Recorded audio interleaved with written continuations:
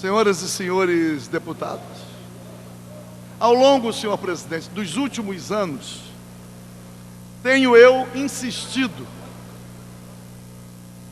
na inclusão da ordem do dia de um projeto de lei já aprovado em primeira votação e que está pendente de ser submetido à segunda votação, que é o projeto que recupera nos transportes coletivos, nos ônibus do Rio de Janeiro, a figura do auxiliar do motorista, mais conhecido como cobrador.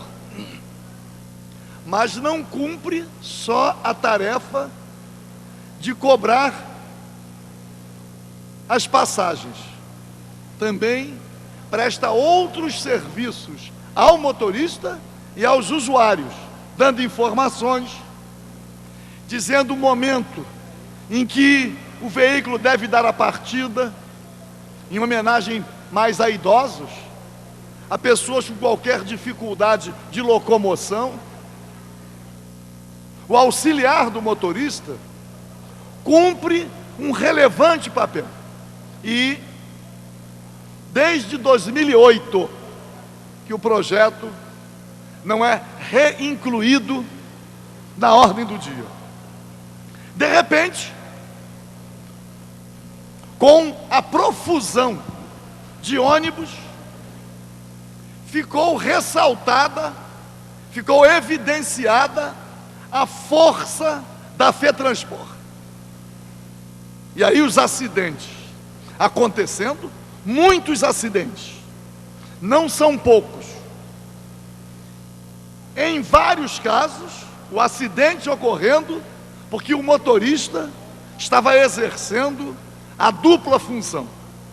Mas os olhos da população em geral, que a população que se utiliza dos ônibus, a população já conhece o mau estado de conservação, as pessoas já conhecem a superlotação, os usuários conhecem tudo, o alto valor da passagem, tudo os usuários conhecem. Mas agora, com o grande número de acidentes, os próprios meios de comunicação, sem a possibilidade da ocultação, começaram a fazer toda a divulgação. A própria fiscalização agora está recaindo de forma mais efetiva sobre os ônibus, porque agora o PROCON está sendo muito mais eficaz, mas quando era exclusivamente o Detro, nada acontecia. Mas os ônibus eram apreendidos e recolhidos à própria garagem das empresas. Bastava trocar a placa e isto acontecia, e o ônibus voltava para a circulação. Mas também está ficando evidenciado o mau estado de conservação, a ilegalidade na documentação, vistorias que não são feitas. Mas há uma coisa adicional: eles colocam tantas infrações em tal ônibus. Eu queria ver alguém descobrir qual a empresa de ônibus que pagou qualquer multa, que as empresas de ônibus também não pagam as multas. E aí, senhor presidente, diz a norma que a empresa, em não pagando, ela primeiro tem que comunicar o nome do motorista infrator. Não o fazendo, ela paga em dobro a multa. Mas nenhuma empresa paga multa. E o próprio Detran, pelo menos até um mês atrás, o próprio Detran não sabia quais ônibus pertenciam a tal empresa. Mas qual é? E eu vou dar uma parte a Vossa Excelência, vou só concluir. Mas qual a orquestração que nós estamos verificando agora? Até uma certa indução da mídia. A mídia, simulando defender a população, tenta fazer recair sobre quem? Sobre os trabalhadores a responsabilidade. Quer dizer que os motoristas, os rodoviários, explorados, com horas de trabalho escorchantes, com remuneração pequena, e ainda às vezes acumulando a função, obrigados a fazer nesse trânsito maldito um número determinado de viagens. Quer dizer que são os rodoviários os culpados. Os rodoviários devem ser inseridos.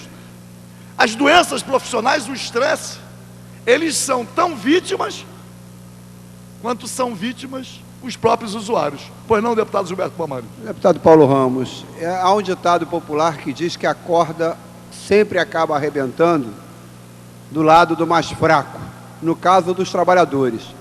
Eu estava vendo os jornais ontem e hoje dizendo que o secretário de Estado de Transporte, Júlio Lopes, a pedido do Ministério Público, foi retirado da averiguação dos responsáveis pelo acidente do bondinho de Santa Teresa, que teve várias multas.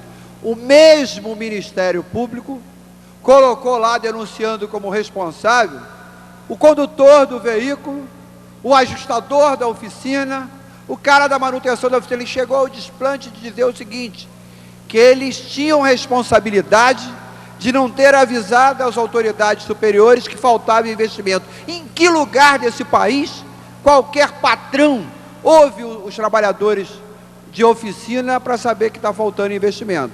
E agora o que Vossa Excelência denuncia é verdade. Querem demonizar os trabalhadores rodoviários, querem demonizar os motoristas, quando a responsabilidade pelo caos que está aí é do poder público, que não fiscaliza, e é dos grandes operadores de transporte. Eu fiz o levantamento e denunciei aqui dos 4 principais acidentes de ônibus que a imprensa tinha noticiado no início. 3 eram com ônibus sem trocador. Terá sido coincidência? Agora a própria imprensa é obrigada a dizer que os motoristas, muitas das vezes, têm que cumprir produtividade, são obrigados a transportar um determinado número de passageiros pagantes. Aí você verifica porque às vezes ele passa no sinal e não pega o aposentado que não é pagante. Então eu acho que a denúncia de Vossa Excelência é correta, porque nós não podemos aceitar que sejam demonizados, culpabilizados os trabalhadores, que são tão vítimas quanto são os usuários. Eu agradeço, deputado Gilberto Palmares, e Vossa Excelência tem estado... E digo que permanecem na ordem do dia a necessidade dessa casa votar o projeto de autoria de Vossa Excelência, proibindo que os ônibus intermunicipais trafeguem sem a questão do trocador. Aliás, precisamos debater também a competência do Poder Legislativo Estadual em relação aos municípios. Porque, na minha avaliação, a competência, porque o Congresso Nacional elabora uma lei que vale para todo o Brasil, e a Assembleia Legislativa, nesse caso, não pode elaborar uma lei que valha para todo o Estado, porque só o intermunicipal. A lei não diz isso, o projeto não diz isto. O projeto abrange o seguinte: no Rio de Janeiro não poderá. No Rio de Janeiro será, no estado do Rio de Janeiro, será sempre exigível a figura do auxiliar do motorista. Mas este exemplo do que aconteceu no acidente do bondinho de Santa Teresa, fizemos aqui, ao longo dos anos também, muitas audiências públicas sobre os bondes de Santa Teresa. E o sindicato vinha aqui denunciar exatamente o quê? As questões ligadas à manutenção, à falta de manutenção. Quando a justiça, e não sei para qual povo se destina essa justiça, exclui da denúncia o secretário de transportes e deixa os operários, aqueles que suavam a camisa enfrentando situações as mais difíceis, para cumprir ordens, cumprir tarefas e ainda tentar prestar um bom serviço à população, nós ficamos com aquela música que muitos conhecem, vendo também, e era o tema do meu pronunciamento, a situação dos sofridos rodoviários. Que justiça é esta? Que governo é este? Que país é este? Muito obrigado, senhor presidente. Próximo.